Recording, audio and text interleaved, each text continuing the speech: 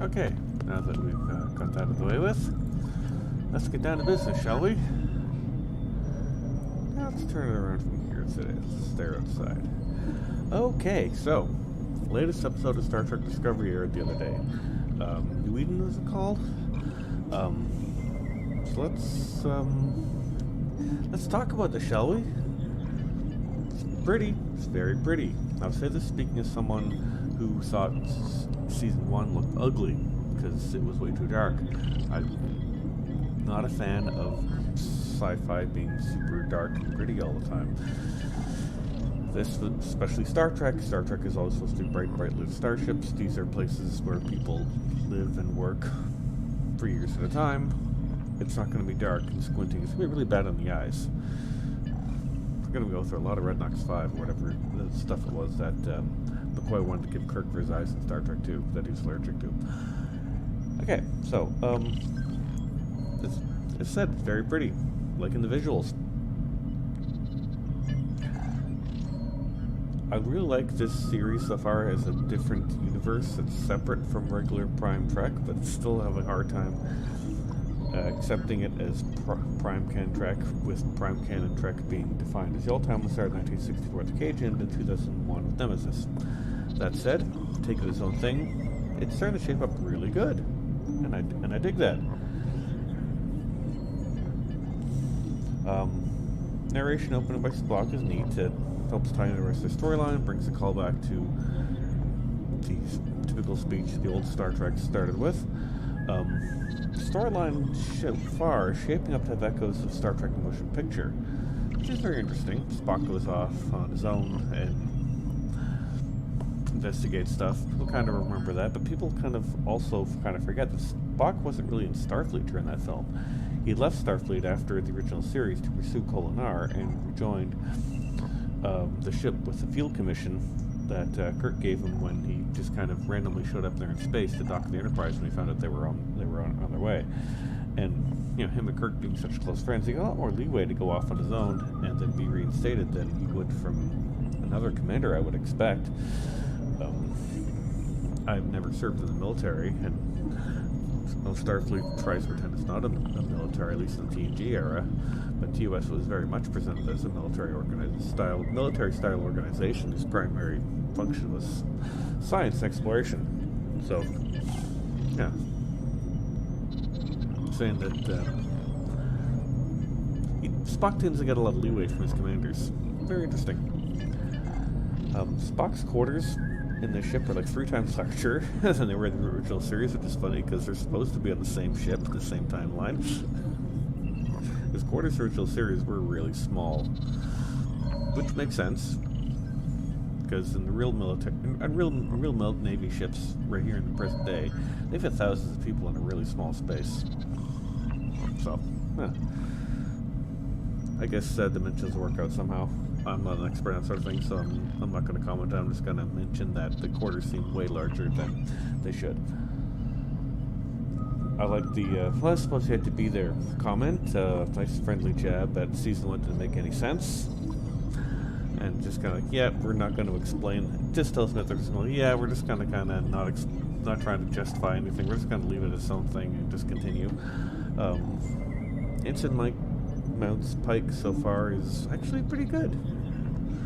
As I mentioned in another video, this version of Pike is very different from the Cage version of Pike, but I totally get that, and I totally fits the canon. The version of Pike seen in the Cage was a guy that was really worn down by the burdens of command. And at the end of the Cage, basically the Cage is the story of how he got his groove back.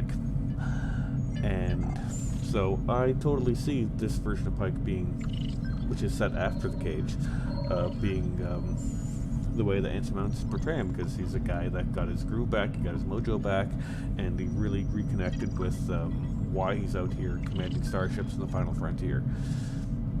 I really like his performance so far. He really has a commanding presence that really makes you believe that Pike is really one of Starfleet's best and brightest of this era. There's a reason why they name a medal after this guy. Okay, we get into the actual episode. Ooh, they got human life science.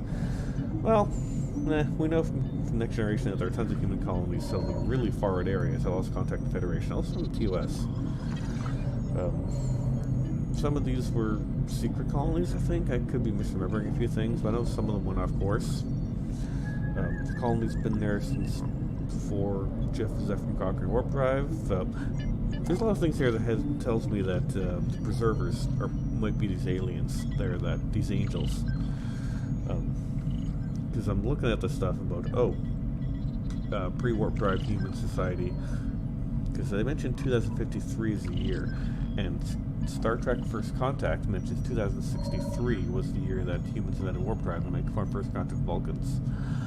So this is a pre-contact. These are pre-contact humans and preservers, and this took place in World War III,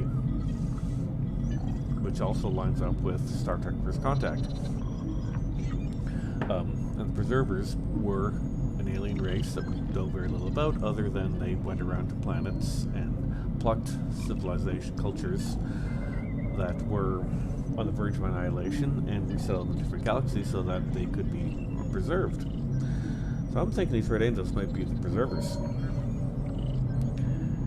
I'm not seeing it as the popular theory is that it's the Iconians. I'm not seeing that, because the Iconians had a reputation for, well, being jerky McJerkfaces and destroying everything and having the galaxy team up they were annihilated when the galaxy teamed up to destroy them. Although I know from Star Trek Online that they weren't really destroyed, just went off somewhere else to rebuild. Anyway, there was comments about a Luddite Collective. I'm like, really? That's where you're going? Insulting people? I thought it was a little odd. I honestly thought of Captain Picard and how his family lived on Earth in the 24th century but didn't use technology on their farm, which resulted in their family getting killed in fire, which should never have happened, but hey, that's a whole other conversation. So, not a big deal. That's just something that popped up across my mind when I heard that. Luddite Collective. I guess there's still Amish-style societies in the 23rd century that abandon technology but still live on Earth. That kind of makes sense, really. Earth's a big planet. You're going to have lots of people doing lots of different things. I thought it was a funny comment to make.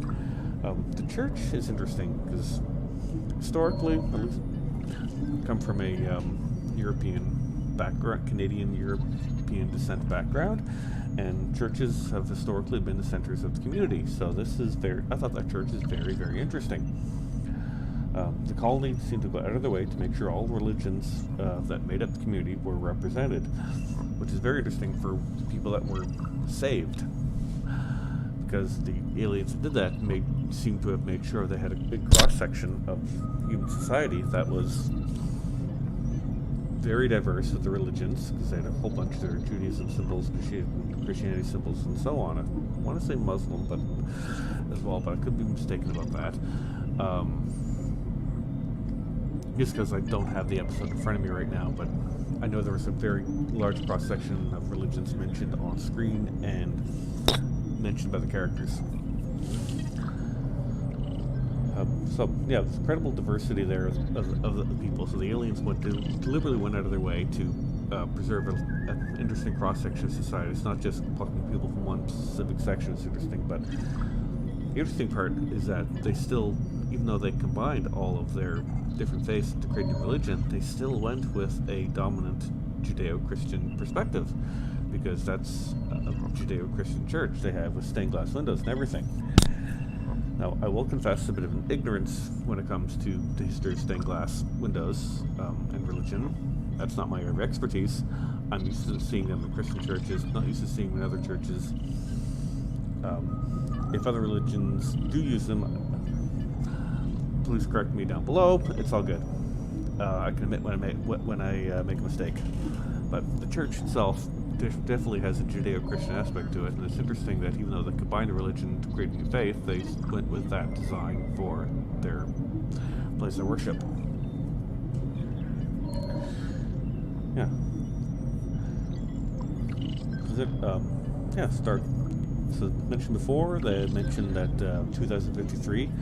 So was and the bombs dropping. So now we have a time frame for the start of World War III, an exact time frame. So this is an event that was referenced in the original series as being separate from the eugenics wars. 600 million dead, but I don't think they gave a timeline for that. And then Star Trek First Contact mentioned World War III as well. Take place in the aftermath of World War III. But I don't think they gave any specific dates for the Third World War, which makes sense because they're flying in out of this Borg time-space thing, and they're like, oh yes, they were aftermath of World War III, and all the British people were like, oh yeah, World War III, I remember that took place. I learned about that in grade school. The only reason they would mention specific dates is for, the audience sake, which ends up creating really clunky dialogue. We're like, so Captain Picard, do you remember World War III that took place from 2043 to 2053? Oh yes, I totally remember this event that took place between those years you mentioned. That just makes for clunky dialogue, so it's all good. We now have a time frame for World War III and how close it was to the eugenic wars, which helps flesh out the history of 20th century Earth with things like the Bell Riots, which also is interesting because in the Bell Riot episode, Past Tense, Deep Space Nine, Bell Riots, at one point,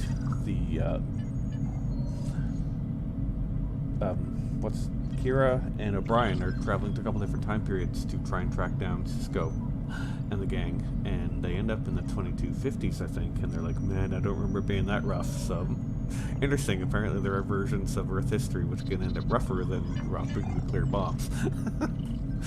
That is a story I would like to see.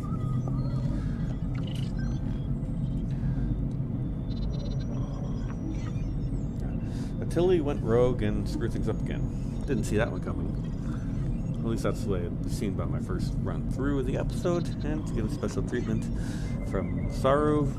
Probably could have written better, but you know what? I'll roll with it. Because it looks like Saru is mentoring Tilly, which seems like a really good idea. They're two of the most interesting characters in the show, and they're both in very different parts of their careers, and him giving her advice on how to go through the command program and elevate her career is honestly a really good way to help drive character development and make these characters more interesting. You have the older, established career officer and the newly graduated cadet, and kind of passing on knowledge to each other. There was a little bit of this in TNG with Ro Laren, and Picard took her under her wing, and that didn't work out too well, so I hope this goes better. There's an android character on Discovery Bridge, and I really want some more info on this. If I remember correctly, Data was supposed to be the first android in Starfleet and first created by Into the Race in the Alpha Quadrant, if I remember correctly. Feel free to correct me in the comments if I'm wrong. However, I'm open to the possibility. The original series encountered so many different robots. I'm open to the possibility that they just let one of them serve at Starfleet. It's not really a big deal, it's just morbid curiosity on my part. Yeah. Pike is interesting this episode. It's like, I kind of want to tell him, okay, dude, done the righteousness. It's okay until these people are survived. There's precedent for that in TNG. Up the long ladder, they encounter some human civilizations, but I think those may have been post First Contact.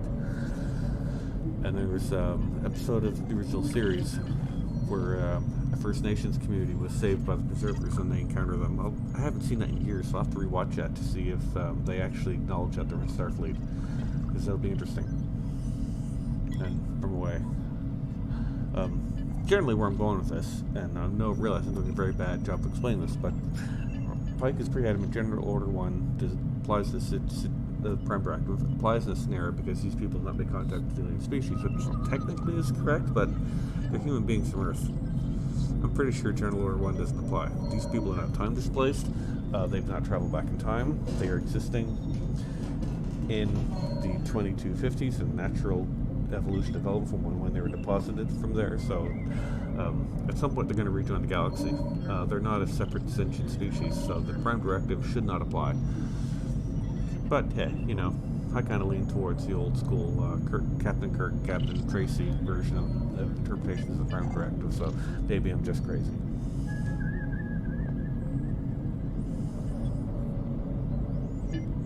Donuts in a starship. Ooh, had me cringing, because the Discovery is similar in size to the Excelsior class, which is really freaking massively big at this time.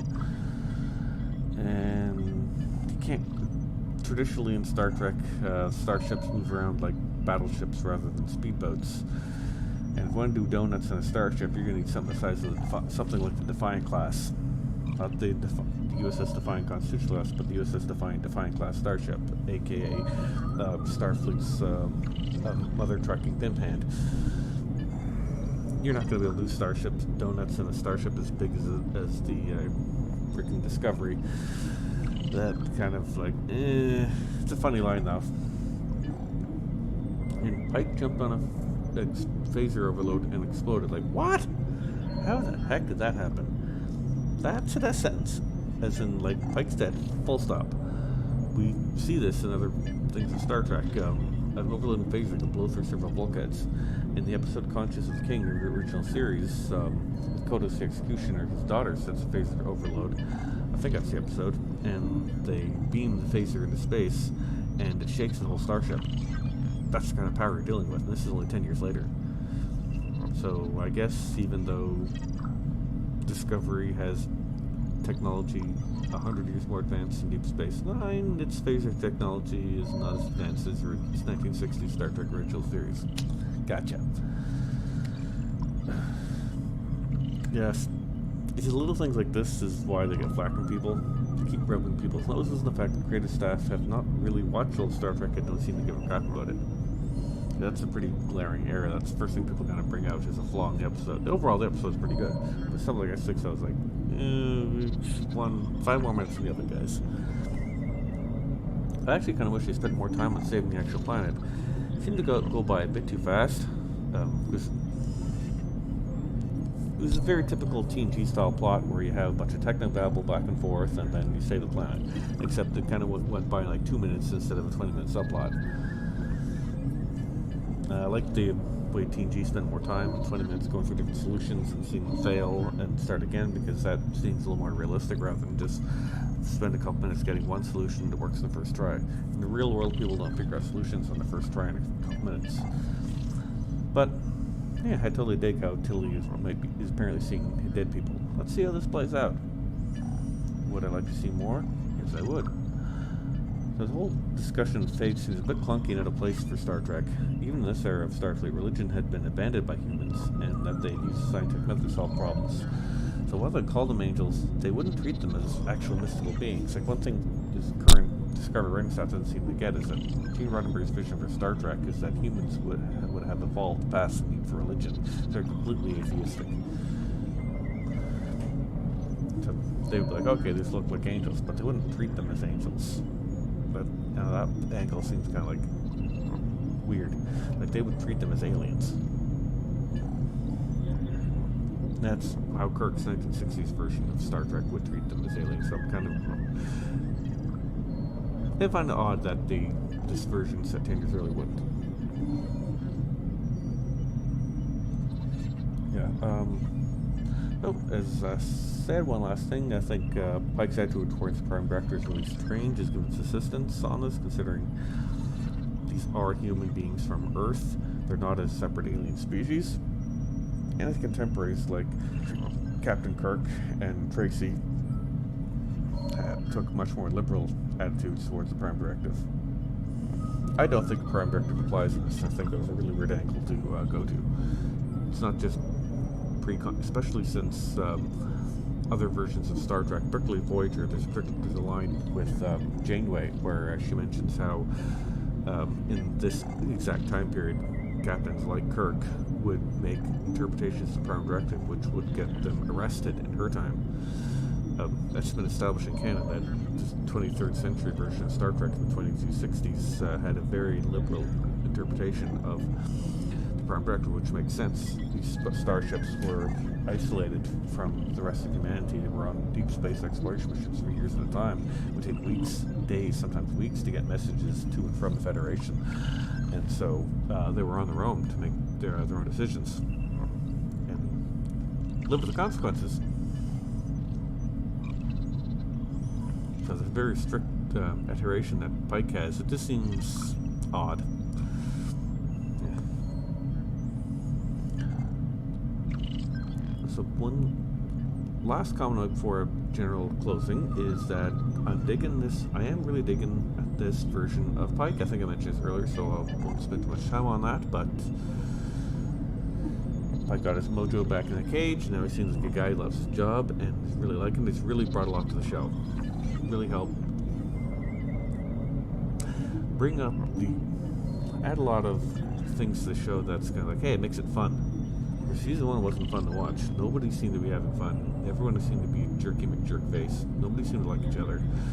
But Season 2, they actually seem to be enjoying themselves and actually seem like a Starfleet ship is supposed to operate in this time period. Because this time period is Starfleet's golden age of exploration. It's not a dark, gritty time of war. It's Starfleet's golden age of exploration where they start at a really super aggressive expansion to explore the universe and expand the Federation borders. General though, before I sign off, this was the absolute best episode of Star Trek Discovery yet. They really toned down Michael Burnham considerably and have a much better show for it.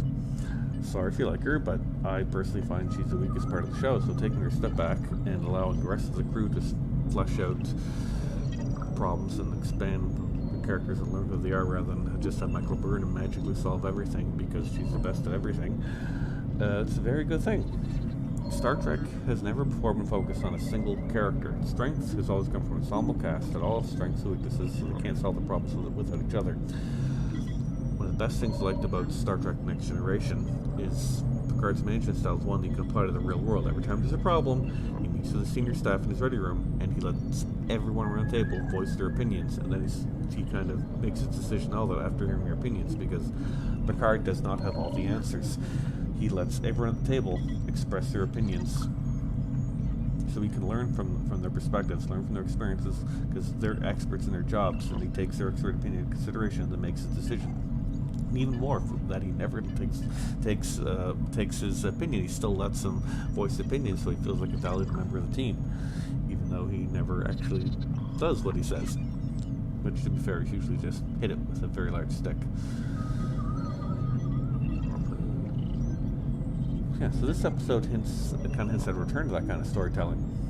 I'm hoping they stick with it because it's where they need to go if they want people to actually watch this show.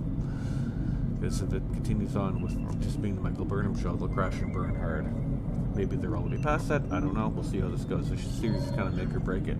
It's one of the most expensive shows on television, from what I understand, so it's really got to do better with its ratings. And so far, I'm actually really digging Season 2. It's a really big improvement over Season 1, and it's started shaping up like it might actually be enjoyable to watch. When the heck did that happen? I totally didn't see that coming. I expected to do these reviews going, oh my god, these are so awful, and I'm pleasantly surprised that they are actually enjoyable. I'm actually really liking this. This episode I really, really liked. Now, I'm definitely thinking these Angels as Preservers, or at the very least linked or inspired from them. Because the MO of what these aliens are doing is plucking people off a pre-industrial society facing extinction and then putting them on other planets to survive is exactly what the Preservers did. The Iconians were a myth until TNG, so them being the Iconians, it's a huge thing to retcon, but them being the Preservers, it's less of a headache, less of a retcon. It wasn't as big a deal for the galaxy. And it makes sense that Kirk may not be familiar with who the Preservers were, so you can kind of brush off the, oh, this is a race called the Preservers, blah, blah, blah, rather than the Iconians. Because we established the Iconians are known 100 years before the TNG, where TNG goes, oh my god, they're a myth. That doesn't make sense. But this, if they're Preservers, you can totally make sense. So, well done, Discovery. I did not think you had this in you. The episode I genuinely liked. I didn't find myself yelling at TV. Keep it up. I am very curious to see where the rest of the episode goes. The rest of the season goes, I mean, because that's this could actually be interesting. Awesome. So, with that out of the way, thank you for watching. Leave comments, questions, etc. In the comments below, and I'll see you out there somewhere.